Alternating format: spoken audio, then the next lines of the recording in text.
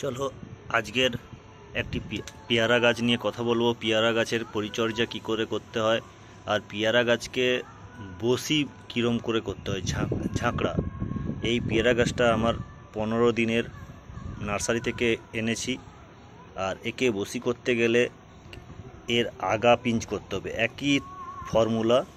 Pinch না করলে এ কখনো ঝোপালো হবে না। গাছ বসি করতে গেলে একে পিঞ্চ করতে হবে। আর সব থেকে বড় কথা, এত ছোট গাছে আমি ফল নেব না। ফল নিলে গাছ খাবার টানতে পারবে না, সেই রকমভাবে এর বয়স হয় না, তাই আমি ফল নেব না। এই দেখো, আমার গাছে এর আগেও অনেক কড়ি ছিল, গুটি সেটও হয়ে গেছিলো। তারপর আমি নার্সারি থেকে এনে এই গুটিগুলোকে আমি কেটে দিই। আবার কেটে দেওয়ার পরও এই গুটিগুলো এসছে। এই গুটিগুলোকে আমি নেব না এখন, তাই আমি এদেরকে এরকমভাবে কেটে দেবো। একদম মায়া করবে না, মায়া করলে গাছ হবে না, গাছ ভালো হবে না।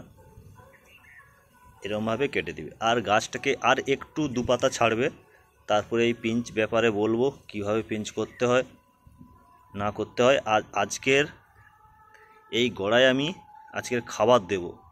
কি খাবার দেব না, সর্ষে খোল ভেজানো জল। এই সর্ষে খোল ভেজানো জল আগে গাছের গোড়া খুব ড্রাই করে নিতে হবে।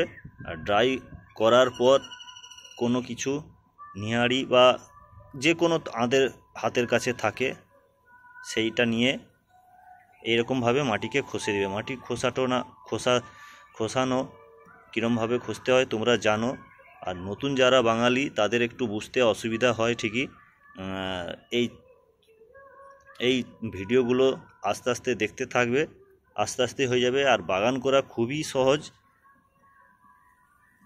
করে নেওয়ার পর আমি এই গাছটাকে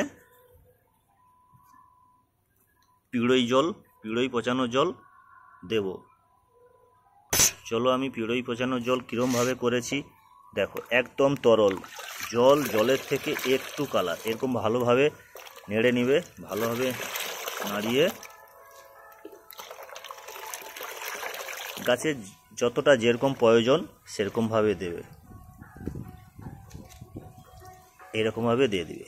বাস হয়ে গেল, কাজ কমপ্লিট।